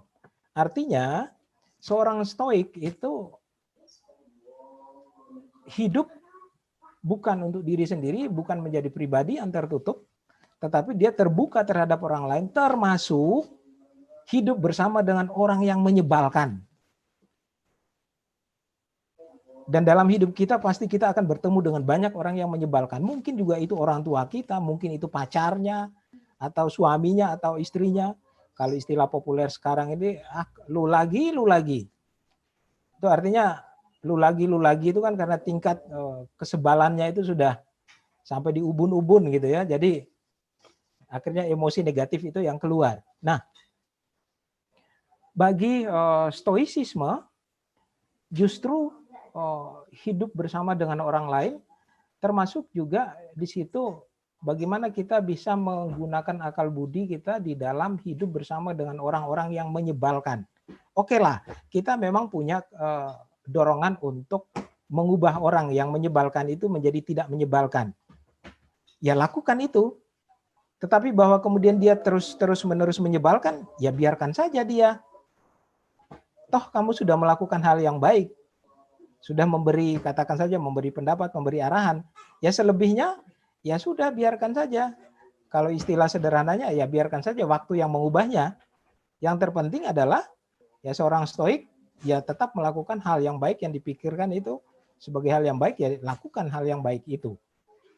Termasuk juga Dengan begitu stoicisme sebetulnya tidak membuat orang menjadi apatis. Kalau seseorang katakan, saya menemukan ini di dalam hidup sehari-hari dalam dunia politik kita misalnya, ada orang yang kemudian menjadi apatis setelah dia adalah seorang aktivis, entah itu aktivis lingkungan hidup dan seterusnya. Terus-menerus berupaya untuk memastikan supaya negara itu mewujudkan keadilan. Tetapi nyatanya negara tidak mewujudkan keadilan itu, lalu kemudian dia menjadi apatis, masa bodoh, dan seterusnya. Yaitu sebetulnya bukan stoik. Yang stoik adalah, oke, negara di satu sisi sudah diingatkan sedemikian rupa oleh aktivis ini bahwa harus mewujudkan keadilan, tapi negara tidak mewujudkan itu, bukan lalu kemudian si aktivis itu menjadi apatis. Ya, lakukan saja terus. Bisa saja mengubah strategi untuk mewujudkan keadilan itu. Poinnya adalah, hal yang baik, ya lakukan hal yang baik itu. Hasilnya seperti apa? Ya itu di bawah kendali kita gitu ya. Yang terpenting adalah itu tadi. Apabila Ahmadiyya yakin bahwa itu adalah hal yang baik untuk dilakukan, ya lakukan. Hasilnya ya nggak tahu. Yang penting kan sudah melakukan hal yang baik itu. Nathan, silakan. Saya mau menambahkan sedikit tentang aktivis karena menarik gitu ya. Jadi mengangkat kisah Seneca dan kayaknya berkaitan dengan salah satu pertanyaan deh. Jadi salah satu tokoh Stoa itu kan ada yang namanya Seneca. Seneca itu pejabat politik gitu. Dia menjadi guru ya, menjadi tutor dari Kaisar Nero. Ya, kalau teman-teman tahu Kaisar Nero itu reputasinya jelek sekali gitu. Kaisar yang sangat bengis. Nah, ini sosok Seneca ini yang di kaos saya. Ini kontroversial karena banyak orang menuduh bahwa dia hipokrit, gitu. Dia hipokrit. Kamu katanya praktisi Stoa, kenapa kamu memilih dekat dengan penguasa? Ya, jadi beberapa tafsir bilang dia munafik, gitu. Jadi dia malah ingin berdekat dengan menjilat kepada penguasa. Tapi yang menarik sebenarnya ada tafsir lain yang bukan bermaksud membela, cuman mungkin menyiapkan alternatif ya, bahwa jangan-jangan karena Seneca justru gitu ya masih berusaha mempengaruhi si kaisar muda ini yang tabiatnya buruk ini, sehingga kekejamannya itu relatif bisa lebih buruk lagi kalau seandainya nggak ada Seneca, ngerti nggak? Jadi seolah-olah kayak dia tuh berusaha menahan si Kaisar Nero itu supaya dari muda, kan dia jadi tutor dari muda.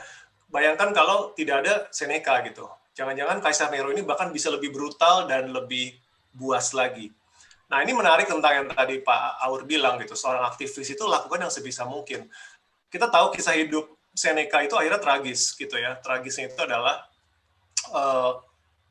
dia akhirnya mati di tangan muridnya gitu ya. Kaisar Nero itu menjatuhkan hukuman. Nah, tadi ada pertanyaan tentang mengapa filsuf Stoa itu bunuh diri. Kenapa Seneca bunuh diri? Seneca tidak bunuh diri seperti orang memilih bunuh diri. Seneca itu dihukum.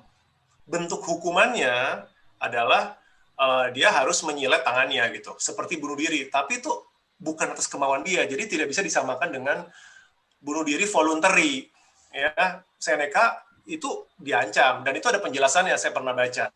Jadi di zaman Romawi kuno itu, kalau kamu dihukum mati oleh kaisar, kamu tuh ada dua pilihan. Mau dipenggal oleh tentara, atau bunuh diri. Jadi mengeksekusi diri sendiri. Apa perbedaannya? Itu udah kayak paket promosi aja. Kalau kamu dieksekusi, harta benda kamu boleh disita negara. Ya, kalau kamu dieksekusi, harta benda kamu diambil negara. Tapi kalau kamu bunuh diri, harta benda kamu tidak disentuh oleh negara. Gitu. Jadi saya pernah baca itu ada opsi gitu. Ya, basically kalau kamu pemberani, negara nggak akan mengganggu keluarga dan hartamu gitu. Ya. Jadi Seneca itu tidak bunuh diri, dia lebih mirip kayak Socrates. Kita kan nggak bisa bilang Socrates bunuh diri, dia kan dihukum mati. Tapi bentuk hukumannya dia harus minum racun, gitu. Tapi bukannya dia mau mati, Socrates nggak mau mati, sama seperti Seneca juga tidak mau mati. Jadi ini sekalian aja menjawab juga tentang pertanyaan tuduhan bahwa Seneca bunuh diri. Tapi apakah filsafat Stoa mengizinkan bunuh diri? Betul, ya, tidak menganjurkan. Tetapi memang ini adalah salah satu pelajaran tersulit, yaitu memang filsafat Stoa dalam beberapa teksnya cukup eksplisit mengatakan bahwa bunuh diri itu adalah opsi, tapi bukan opsi yang mudah diambil ya. Tapi dia ada gitu, jadi tidak dikondem. Jadi salah satu alternatif. Oke, kembali ke Nathanael. Oke, terima kasih Om Piring dan Pak Aur. Ini ternyata di YouTube juga banyak banget chatnya ya. Tapi sayangnya kita punya waktu setengah jam sebelum kita kata-kata penutup ya. Kita akan menjawab satu pertanyaan lagi mungkin ya Om Piring dan Pak Aur. Silakan. Pertanyaan ini cukup panjang. Aku akan bacakan dari Retno Suryandari. Berkaitan dengan hidup selaras dengan alam, mungkin yang disampaikan di buku Filosofi Teras menegaskan bahwa istilah tersebut menekankan pada penerimaan manusia untuk menggunakan apa yang ia miliki, yaitu menggunakan akal budi dan tidak sesederhana menjaga lingkungan secara fisik dan biologi. Nah, pertanyaan seperti ini. Namun berkaitan dengan hal tersebut, apakah tidak ada keterkaitan antara nilai-nilai yang ada dalam stoicisme dengan kondisi alam itu sendiri? Karena bisa jadi kondisi lingkungan atau tempat hidup yang tidak menyenangkan tentu saja mempengaruhi kehidupan kita. Apakah kita harus menerima kondisi-kondisi tersebut begitu saja? Pertanyaannya seperti itu, Om Piring dan Pak Aur. Mungkin bisa dijawab. Ya, saya agak kesulitan mengartikan yang dimaksud oleh Retno ini alam sebagai environment, gitu ya, atau alam dalam konteks yang lebih luas. Ya udah deh, saya coba tafsirkan kalimat yang terakhir deh. Kondisi lingkungan atau tempat hidup yang tidak menyenangkan mempengaruhi kehidupan kita, apa kita harus menerima kondisi tersebut begitu saja? Oke, ini saya anggap sebagian sudah dijawab sama Pak Aur sebenarnya soal apatisme, ya kan? Bahwa dalam filosofi Stoa itu yang tadi quote yang disebut oleh Pak Aur gitu. Kalau kita bertemu dengan orang yang salah gitu ya, berkelakuan salah, ada dua pilihan gitu, instruct atau endure gitu. Kita ajari, tapi kita harus yakin bahwa kita benar dulu ya. Kita ajari, kalau dia tidak bisa berubah, maka kita endure. Endure itu artinya kita dengan ikhlas kita jalani. Gitu. Nah, saya pikir itu quote yang bagus gitu, karena menunjukkan ada elemen aktif, berusaha, effort untuk mengubah keadaan gitu ya. Silakan berusaha karena usaha itu di bawah kendali kita. Tapi kemudian pahami juga bahwa kalau misalkan dia tidak bisa berubah, kita belajar untuk menerima, endure dan ikhlas gitu. Nah, tapi ini kan nanti prakteknya itu sangat tergantung situasinya seperti apa gitu. Karena setiap situasi itu berbeda. Saya ambil contoh misalkan begini. Mungkin teman-teman tahu ya, kalau netizen tuh lagi kesel gitu ya hidup di Indonesia dengan pandemi ini ya kan, sering bercanda di media sosial rasanya pengen pindah negara, ya nggak sih? Pernah dapat bercanda gitu kan, rasanya pengen pindah negara aja deh gitu ngelihat kondisi Indonesia dengan korupsi atau COVID. Nah, ini kan sebenarnya menarik, itu realistis atau enggak gitu, ya kan?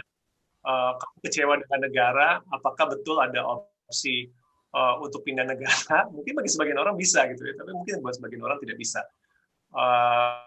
Jadi itu contohnya gitu ya, lingkungan yang kita nggak bisa ganti, keluarga negaraan kita mungkin lebih sulit buat diganti. Jadi apa yang bisa kita ganti? Mungkin persepsi kita, opini kita terhadap situasi, atau kita bisa bertindak menjadi aktivis dalam tanda kutip ya, mengubah lingkungan yang terdekat. Saya ambil contoh lain, misalkan lingkungan pekerjaan deh. Ini real gitu. Teman-teman merasa menderita di dalam pekerjaan. Ya. Nah, sekarang menderitanya itu dianalisa dulu gitu. Apakah betul objektif atau jangan-jangan itu hanya opini? Karena seperti kata orang Stoa, kadang-kadang kita disiksa oleh opini kita sendiri dan bukan oleh realita. Itu filter yang pertama. Tapi taruhlah ada filter yang kedua. Misalkan Anda menderita karena tempat kantor Anda korupsi gitu. Ya, misalkan perusahaan tempat Anda bekerja itu memaksa kamu untuk bertindak tidak etis atau menyuruh korupsi. Nah, ini kan situasi yang real kan, lingkungan sekitar kita. So, what to do gitu. Ya, kalau kita melihat guideline gitu ya yang disediakan oleh filsafat itu adalah tentunya lakukan hal yang benar gitu kan.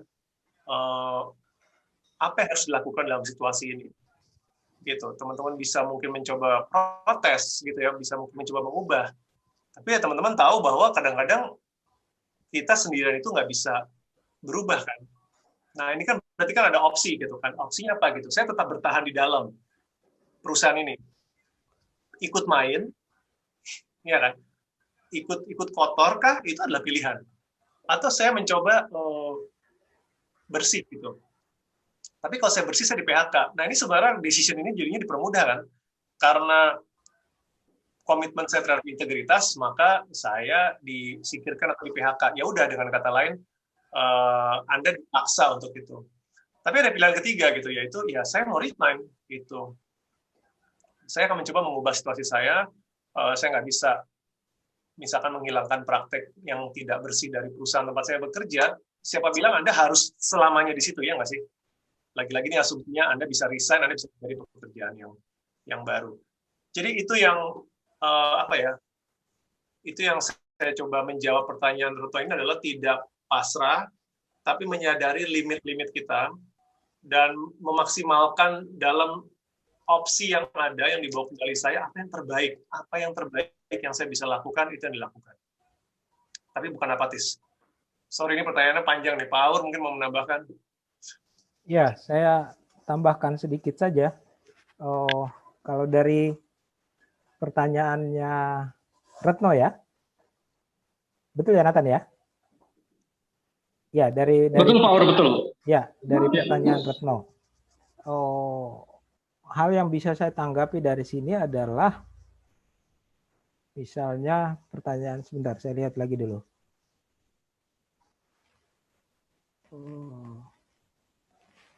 Apakah tidak ada keterkaitan antara nilai-nilai yang ada di dalam stoicisme dengan kondisi alam itu sendiri? Karena bisa jadi kondisi lingkungan atau tempat hidup yang tidak menyenangkan tentu saja mempengaruhi kehidupan kita. Apakah kita harus menerima kondisi tersebut begitu saja? Nah, saya berupaya untuk memahami pertanyaan ini begini. Bagaimana saya rumuskan dalam pertanyaan yang lain, bagaimana sikap seorang stoik terhadap alam dalam arti environment ya, alam semesta, lingkungan hidup kita lah, ekologi kita. Bagaimana sikap seorang stoik terhadap alam?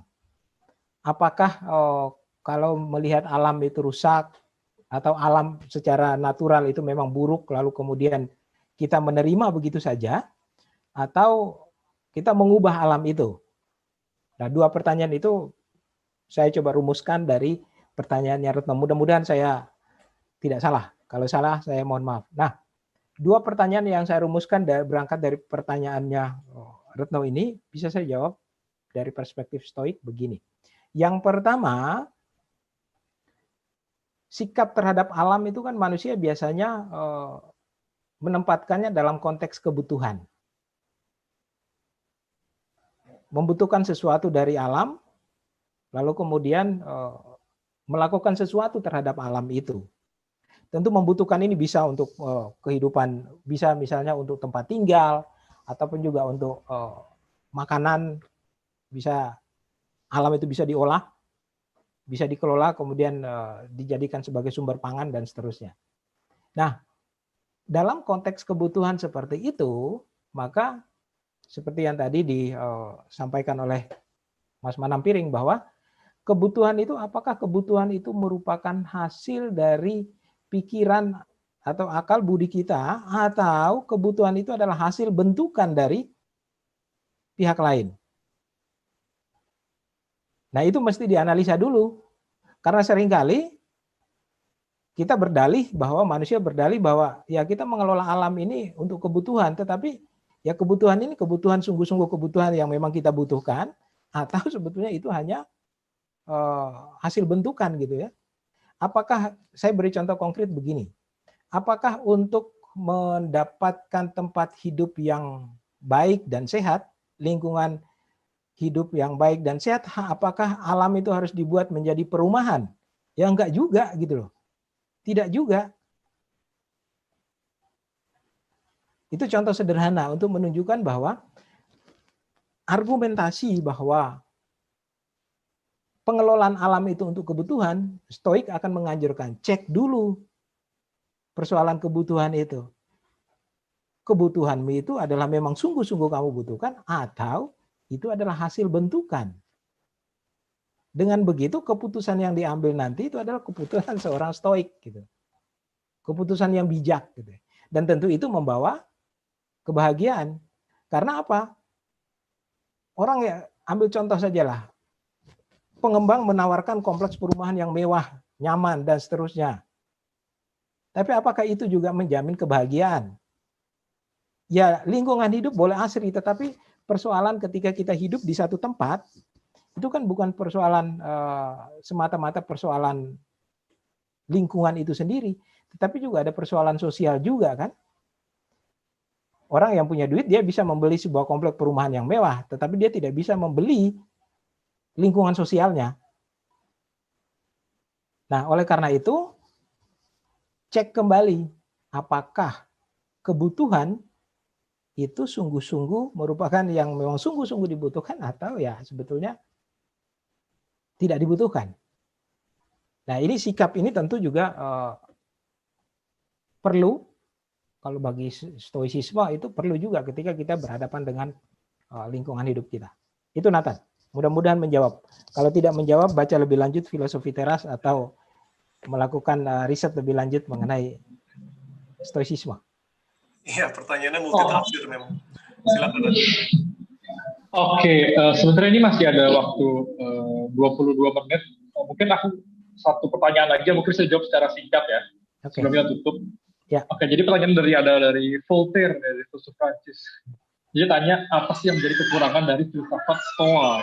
Atau mungkin kritik dari Om Piring ataupun Paul terhadap filsafat Stoa ini? Mungkin secara singkat aja bisa dijawab, ya. Piring dan Paul. Mungkin Pak Aur dulu kali. Ya. Gantian. Ya. Kritiknya. Ya. Kritik saya sederhana saja. Tadi sebetulnya juga sudah secara implisit sudah disampaikan juga oleh Mas Manam Piring mengenai soal akal budi, mengenai soal rasio tadi ya. Teknologi itu juga hasil dari rasio, hasil dari akal budi. Rekayasa pemerintahan, rekayasa sosial, rekayasa lingkungan hidup, itu juga hasil dari rasio. Maka kelemahan dari filosofi dari stoicisme ini adalah bahwa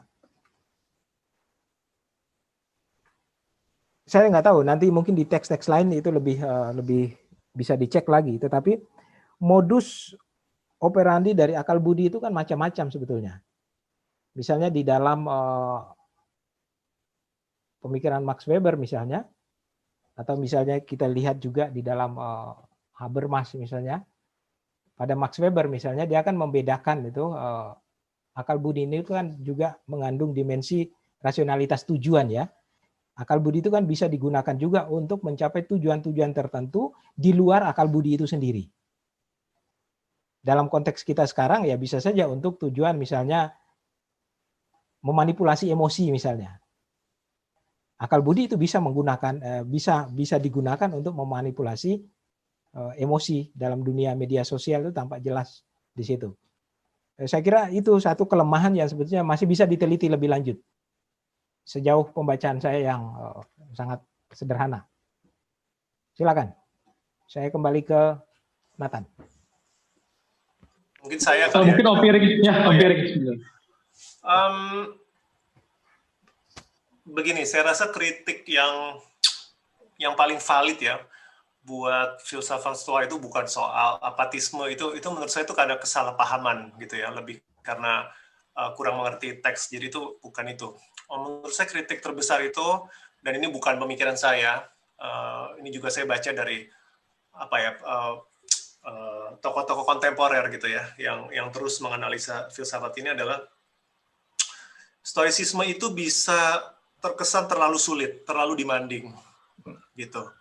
Jadi di antara banyak aliran filsafat itu, Stoa itu dalam tanda kutip itu paling kejam tuntutannya pada kita gitu. Sehingga kalau kita tidak hati-hati, kita tuh jadinya merasa kayak merasa nggak mampu atau nggak layak gitu. Kayaknya tuh filsafat ini tuh terlalu sulit untuk saya. Bahkan kalau baca teks aslinya itu memang Epictetus, Seneca itu memang bukannya galak, cuman standarnya itu memang sepertinya berat. Ya, dan secara eksplisit pun gitu ya, filsafat Stoa itu bilang memisahkan manusia itu cuma ada dua gitu ya, manusia biasa sama the sage gitu. Orang yang sudah mencapai the sage ya, orang yang sudah mencapai level yang disebut kaum bijak gitu, orang bijak. Orang bijak ini artinya yang udah penggunaan nalarnya maksimal, bukan pinter loh ya, kita nggak bicara IQ, tapi dia bijak dan bajik. Dia sudah melaksanakan 4 keutamaan, 4 virtue utama itu, wisdom, bijak, menahan diri, adil, dan berani. Itu tuh implementasinya udah sempurna gitu.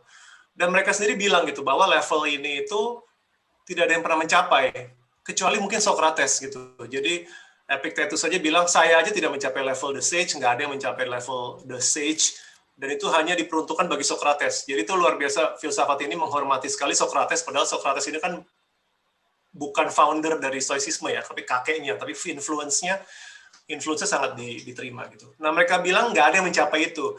Jadi kalau orang awam mendengar itu kan jadinya, terus gue ngapain belajar Stoicisme gitu? Kalau udah diketok palu oleh para pengajarnya, kalian nggak akan nyampe anyway gitu. Jadi dan tuntutan mereka untuk supaya kita tidak larut dalam emosi itu sayangnya jadi disalah tafsirkan, kita tidak boleh emosi. Seolah kalau ada musibah kita nggak boleh menangis, kita nggak boleh berduka gitu. Nah ini kelemahan yang lebih buruk daripada sekedar apatisme menurut saya. Ya, tafsir bahwa seolah kita tidak boleh beremosi. Diperburuk lagi oleh pop culture gitu ya. Tokoh Spock dalam Star Trek, kalau familiar sama film Star Trek, ada tokoh Spock. Itu oleh kreator Star Trek itu didasarkan pada figur Stoa gitu. Dan sayangnya itu terlalu komikal, terlalu karikatur gitu. Seorang Stoa itu tidak harusnya seperti Mr. Spock yang bangsa Vulkan gitu kan, yang terlalu rasional sampai tidak ada emosi. Jadi kritik itu adalah itu gitu. Orang itu jadi takut, orang tuh jadi jiper. Kalau misalkan terlalu literal gitu membaca ajaran yang Stoa. Dan makanya saya pikir solusinya sudah diberikan gitu oleh mereka sendiri. Mereka bilang kita tidak ada yang mencapai level orang bijak gitu ya, the sage itu. Tapi kita diberikan title itu prokopton, bahasa Yunaninya itu prokopton. Prokopton itu terjemahannya adalah progresor, orang yang sedang berusaha menjadi lebih baik. Nah, ini nih yang sayangnya tuh nggak banyak orang tahu gitu. Saya sih udah tulis di buku Filosofi Teras. Kita ini semua diundang menjadi prokopton. Prokopton itu artinya Pak Aur, kamu Nathanael, saya itu diundang untuk sehari demi sehari menjadi lebih baik dari sebelumnya. Sampai mati pun saya nggak akan jadi sempurna. Ya, kita semua tidak akan menjadi sempurna.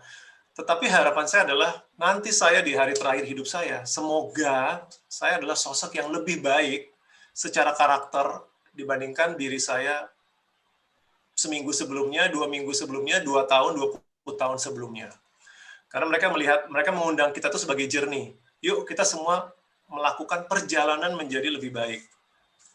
Untuk progres, itu undangan mereka. Tapi kita tidak harus menjadi sempurna dan mungkin tidak akan pernah bisa mencapai sempurna, and that's fine. Ya, jadi itu kritikan terbesar dan sekaligus saya berikan ada penjelasannya untuk kritikan itu. Tapi itu sih menjawab pertanyaan kamu, Nathanael. Oke, terima kasih banyak buat Om Tirik dan Paur sekali lagi. Nah, sebelum kita tutup sesi kali ini yang sangat-sangat resourceful dan sangat-sangat fruitful ini ya, mungkin aku bisa tanyakan kepada kedua pemateri ini untuk kata-kata penutup yang mungkin yang mau disampaikan kepada para peserta terhadap stoicisme gitu, ataupun buku Filosofi Teras gitu. Silakan mungkin dari Pak Aurus dulu, baru ke Om Piring. Ya, dari buku Filosofi Teras, saya terima kasih Mas Henry Manampiring. Ini buku membantu, tentu paling tidak untuk saya, membantu bagi saya untuk menjadi lebih tenang menghadapi berbagai macam situasi hidup, termasuk menghadapi berbagai macam atau banyak sekali tugas koreksi yang harus saya koreksi. Di luar kendali ya Pak? Banyak itu di luar kendali. Jadi Ahmadiyah tertawa itu. Karena musim-musim sekarang adalah musim-musim koreksi. Musim-musim koreksi ujian mahasiswa.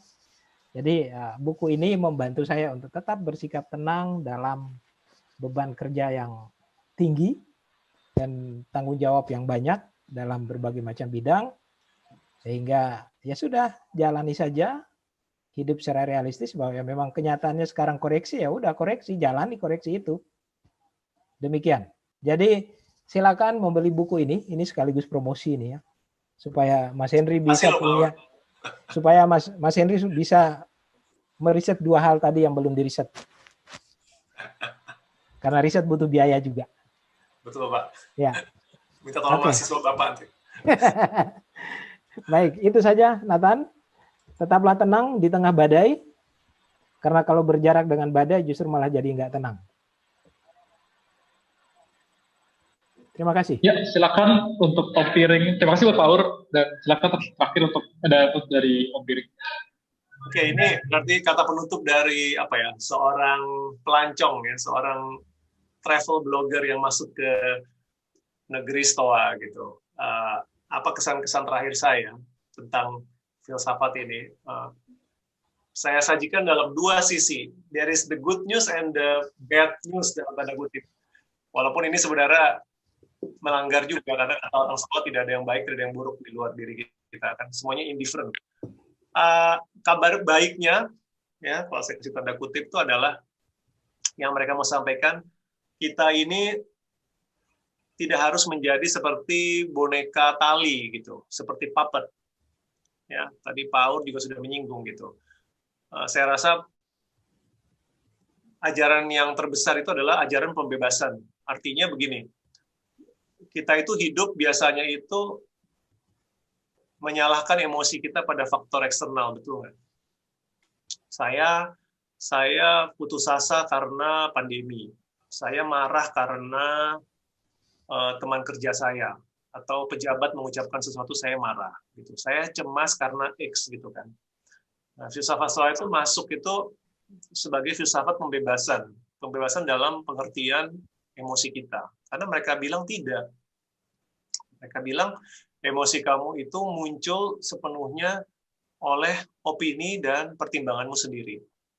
Ya, seperti kata Marcus Aurelius itu, Epictetus diambil dari Epictetus sebenarnya. Kita ini terganggu bukan karena hal-hal eksternal, tapi karena opini kita atas hal eksternal tersebut. Jadi kalau misalkan kita ambil COVID lah ya, kalau pandemi ini kita ketakutan atau cemas, maka kata orang Stoa, kamu cemas bukan karena pandeminya, tapi kamu ada opini tertentu tentang pandemi. Dan itu hanya kamu yang tahu gitu kan.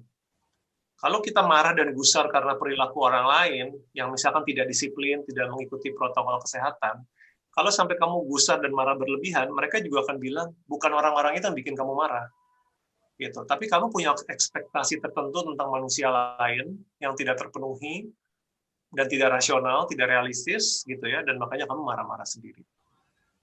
Jadi itu kan membebaskan menurut saya, berita yang baik gitu, bahwa manusia itu tidak seperti boneka tali gitu. Kamu sepenuhnya dikendalikan oleh faktor eksternal. Kamu senang karena faktor eksternal, kamu sedih karena faktor eksternal juga. Tidak, kata mereka. Nah, tapi ada sisi lain dari itu. Ya, sisi lain itu adalah filsafat ini membutuhkan akuntabilitas. Ada pertanggungjawaban. Kita menjadi accountable terhadap emosi kita. Jadi kalau emosi kita tidak dikendalikan oleh eksternal lain, nggak enaknya kita bertanggung jawab kan terhadap emosi kita sendiri. Jadi sekarang saya nggak bisa lagi menyalahkan emosi saya kepada berita. Saya nggak bisa lagi menyalahkan emosi saya pada netizen. Saya nggak bisa lagi menyalahkan emosi saya pada pasangan hidup saya. Gitu. Udah nggak bisa. Gitu, karena setiap orang diminta untuk accountable terhadap persepsi dan emosinya sendiri. Gitu. Jadi saya harap dengan penutup itu ini menjadi sesuatu yang menarik bagi yang belum baca atau mempelajari filsafat ini adalah sebuah undangan untuk kita menjadi manusia yang lebih baik. Minimal first step-nya itu adalah minimal lebih bisa mengendalikan emosi sendiri. Itu penutupan dari saya. Dan terima kasih untuk Pak Aur dan Nathanael yang telah diundang di sini. Baik, terima kasih sekali lagi untuk Om Piring dan Pak Aur. Mohon maaf bila ada kekurangan, kesalahan. intinya yang dapat kita simpulkan dari sesi panjang ini adalah belilah buku filosofi Tera. Nah, untuk teman-teman peserta jangan lift dulu ya teman-teman, karena habis ini bakal langsung ada kuliah umum dari Mbak Yayas yang bertemakan filsafat kegairahan, renungan untuk dunia setelah pandemi. Itu gairah Oke, sekali lagi. Mas Henry. Kuliah filsafat Terima kasih semua untuk semua peserta, terima kasih yang udah mantengin sampai selesai. Terima kasih banyak Om Piring. Ya, stay healthy semua. Ya. Thank you Om Piring, thank you Pak Ur, malam. Makasih. Oke, saya serahkan waktu selanjutnya kepada MC kondang kita, Ada Gozali. Silakan Ada.